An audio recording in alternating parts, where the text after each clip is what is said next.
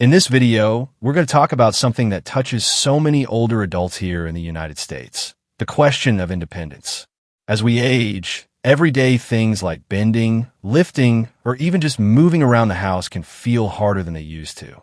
And when that happens, it's common to hear the suggestion, maybe it's time for a nursing home. But here's the truth. Not everyone needs to rush into that decision. And for many, it isn't the right choice at all. What we'll explore together today are the other paths. Real examples of men and women in their 70s, 80s, even 90s who found ways to hold on to freedom, connection, and joy without giving up the places and routines they love. You'll hear about people who used technology to stay safe at home, others who traveled and chased adventure later in life, and those who discovered new purpose in their communities. Each story shows that growing older doesn't have to mean surrendering who you are. It can mean living smarter, adapting, and choosing life on your own terms. Before we start, I'd love to know, where are you watching from today? Just drop your state or city in the comments below. And if you have any natural health tips of your own, feel free to share those too. Someone else might really benefit from hearing what's worked for you. Story 1. Grandma Betty is 83 years old, and like many of you, she's had her share of aches and slower days. Her knees complain when the weather changes, and she sometimes forgets where she left her glasses. In other words, she's human, just like the rest of us. But here's what makes her story so special. When her family started gently suggesting it was time for assisted living, she didn't fight or argue. She simply said, if I'm going to live slower, I'm going to live smarter. Now, you might be thinking smarter? At 83, yes. Betty leaned into something many older adults shy away from, technology. Not the complicated, frustrating kind, but simple tools that made her life easier. Her grandson set up voice-activated lights, a video doorbell, and a little smart speaker she could talk to. Suddenly, turning on the lights or asking for help was as easy as saying a word. No more fumbling in the dark, no more worrying about who was at the door. And here's the beautiful part. She also learned to use video calls. For the first time in years, Betty wasn't just looking at photos of her great-grandchildren. She was reading bedtime stories to them through a screen.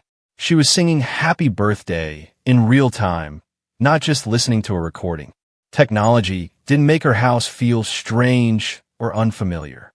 It turned it into a bridge between safety and freedom, between independence and connection. And this is something I want you to notice. Betty didn't have to give up her home or her independence. She found a way to stay where she felt comfortable while still giving her family peace of mind. That a balance so many of us are searching for. And if she can do it at 83, so can you. The lesson here isn't about becoming a tech expert. It's about being open to small changes that keep your independence alive. Whether it's a smart light, a medical alert system, or just learning how to video chat with family. Each tool can give you more time in the place you love, your own home. And if you've ever worried that age means giving up the things that matter most, Betty's story is a reminder. You can adapt and you can thrive. Story 2. Now let's talk about Mr. Anderson, a man who proves that age doesn't have to dim your curiosity. At 92 years old, you might expect him to be sitting at home watching travel shows on TV. But that wasn't good enough for him. When his daughter asked one day what he might regret if he didn't have much time left, his answer surprised everyone. With a gentle smile, he said, I always want to see the ruins in Greece and maybe sip espresso in Paris. Most people thought he was joking. After all, who plans trips across the world in their 90s? But Mr. Anderson wasn't kidding. So, with the help of his daughter, he packed his bags and set out. Not for a cruise or a package tour, but for the kind of travel that made his heart beat faster. He walked cobblestone streets, explored little bookstores, and chatted with strangers over bowls of soup in small cafes. He didn't need the touristy extras. What he wanted was the real experience of being somewhere new. The smells, the sounds, the colors, the people. Was it easy? Of course not. They had to plan carefully around his medications, mobility needs, and bathroom access. They had to rest often and move slower than most travelers. But every step was worth it. Every photo they took wasn't just a picture. It was proof that curiosity doesn't vanish with age. It was a stamp in his soul, a reminder that the window for wonder never closes all at once. It narrows little by little, and if you don't reach through it while you still can, you risk missing something beautiful. Mr. Anderson knew this. That's why he embraced adventure while he had the chance. And maybe that's the real lesson for all of us. Adventure doesn't have to mean flying to Europe.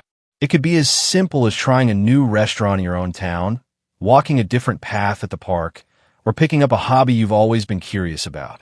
What matters is that you give yourself permission to explore. At 92, Mr. Anderson reminded us of something many people forget. The human spirit is wired for discovery. And as long as you keep chasing even small moments of wonder, you're never too old to feel alive. Story 3. Mrs. Parker spent most of her life as a teacher, shaping young minds and guiding countless students. When she retired in her 70s, she suddenly found herself in a very quiet house. The days stretched long, and the silence grew heavy. She asked herself a question many older adults ask in this stage of life. Now what? Her family suggested slowing down, staying home, and taking it easy. But Mrs. Parker wasn't ready to fade into the background. She didn't want her final years to be defined by silence. So, she made a bold choice. She moved into a community. Not a nursing home, but a neighborhood designed for older adults like her, people who still wanted to laugh, connect, and feel useful. At first, her family raised their eyebrows. You're leaving your home? At your age? But Mrs. Parker knew the truth.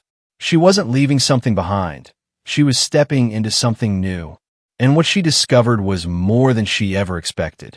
In that community, she found her rhythm again. She started teaching knitting classes, passing on a skill she'd loved for years. She joined a poetry circle where her words found fresh meaning, surrounded by people who understood her journey. She went on daily walks with new friends who laughed at the same old jokes and hummed the same songs from decades ago. Slowly but surely, something inside her came back to life. What Mrs. Parker found was purpose. And purpose is something that doesn't come in a pill bottle or a doctor's prescription. It comes from feeling useful, needed, and seen. Too often, aging can feel like stepping into the shadows. But when you surround yourself with people who share your season of life, you don't fade.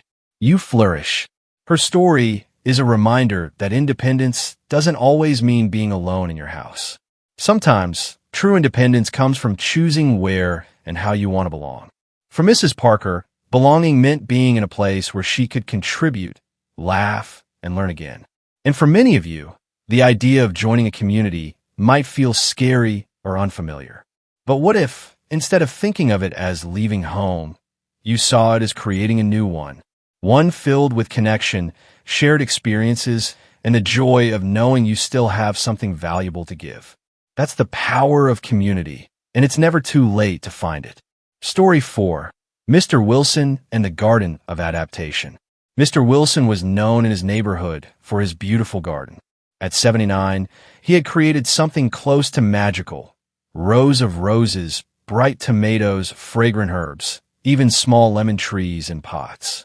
Neighbors would often stop by just to admire it. But over the years, time started to leave its mark. His knees ached, his back didn't cooperate, and the work that once gave him energy began to wear him down. His children noticed. Out of love, they suggested he stop gardening altogether. Some even gently mentioned that maybe it was time to move into a place where he wouldn't have to worry about weeds, watering cans, or stone paths that might trip him up. Their concern was real, but to Mr. Wilson, the thought of leaving his garden felt like leaving a part of his soul behind. Every flower bed held memories. Every tree carried story. Instead of giving up, he made a different choice. He adapted. He gave away some of the more demanding plants to neighbors who promised to care for them. He replaced wide flower beds with raised planters he could reach while sitting down. He filled pots with hardy herbs like lavender and mint, plants that didn't demand constant attention but still gave beauty and fragrance. And something remarkable happened. As the garden became smaller, Mr. Wilson found more peace. He wasn't exhausted anymore. He wasn't worried about falling or hurting himself. Instead, he spent his mornings sipping tea in a chair near his pots, watching bees dance around basil and butterflies rest on lavender. Visitors didn't see a lesser garden. They saw joy, care, and peace. The truth in Mr. Wilson's story is simple. Joy doesn't have to be big to be real. Sometimes the smallest patch of earth, a few pots on a porch, or a bird feeder outside the window can keep your spirit blooming. Adapting didn't mean losing his passion. It meant reshaping it in a way that fit his life now. And that's the lesson for so many of us. Aging doesn't have to mean giving up the things we love. It just means adjusting them so they don't overwhelm us. When you do that, you don't lose yourself. You actually make room to enjoy what matters most. Mr. Wilson's garden may have changed, but his love for it never did. And that love kept him alive in the truest sense. Story 5.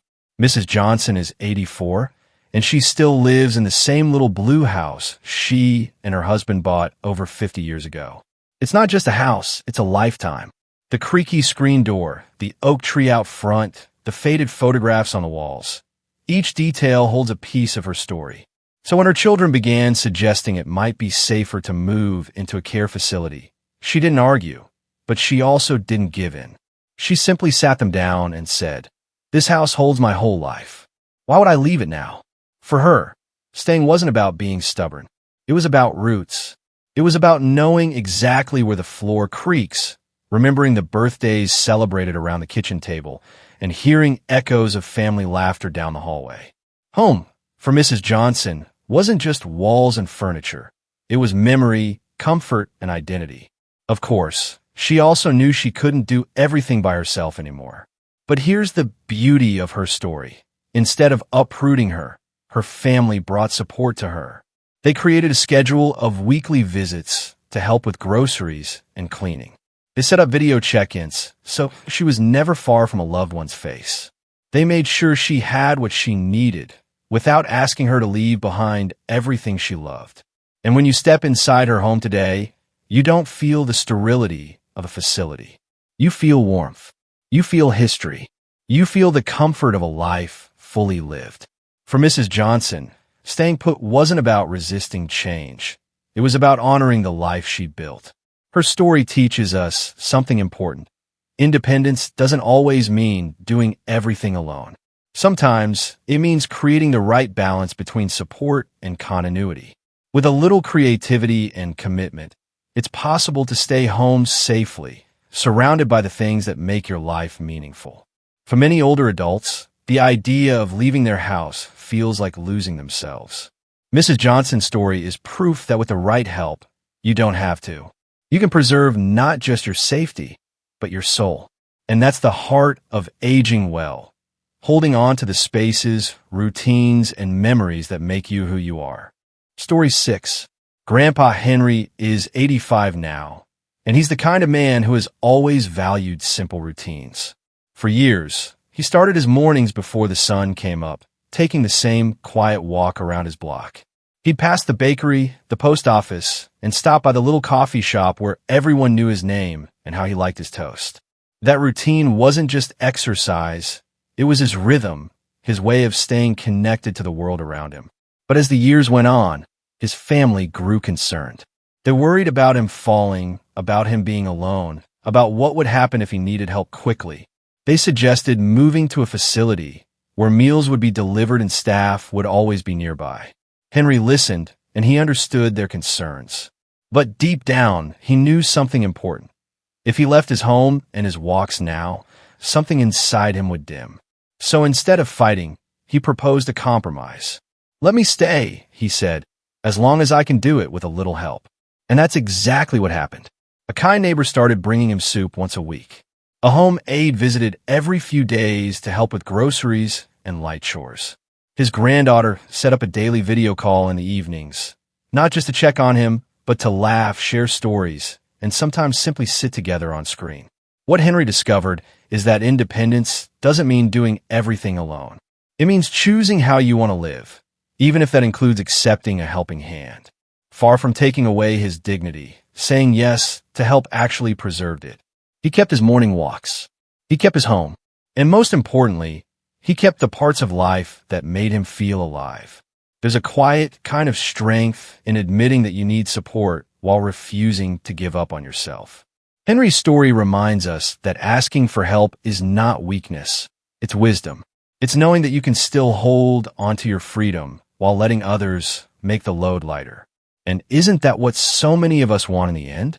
Not to be placed in a corner, not to be told it's too risky, but to keep living the life we love, with just enough support to make it possible. Grandpa Henry shows us that with balance, it can be done. When you look back at all these stories, Betty with her smart devices, Mr. Anderson chasing sunsets in Greece, Mrs. Parker rediscovering purpose in a new community, Mr. Wilson reshaping his garden, Mrs. Johnson staying rooted in her lifelong home, and Grandpa Henry finding balance through help. What stands out is not limitation, but possibility. Each of them faced the same pressures so many older adults in America face today, the whispers that say, it might be time for a nursing home. Yet each one found another way. So as you think about your own life, ask yourself, what makes me feel alive? Is it the morning coffee on your porch? The laughter of family dinners? The smell of soil in the garden? The voice of a grandchild on the phone? Hold on to that, because those are the pieces of life that give you dignity and joy. And remember, there are always ways to balance care with independence. You don't have to rush into decisions made out of fear. You can choose carefully, thoughtfully, and with courage. Because aging isn't about growing smaller. It's about growing deeper, more grounded, more you. If this video reminded you of that, even just a little, I invite you to share your own story in the comments. Tell us what you're holding on to, or how you found ways to adapt. Your words might be exactly what someone else needs to hear today. And if you found this helpful, don't forget to like the video and subscribe to Strong Elderly Life for more encouragement, inspiration, and real stories made just for you. Here's to living your best life. Not someday, not in the past, but right now.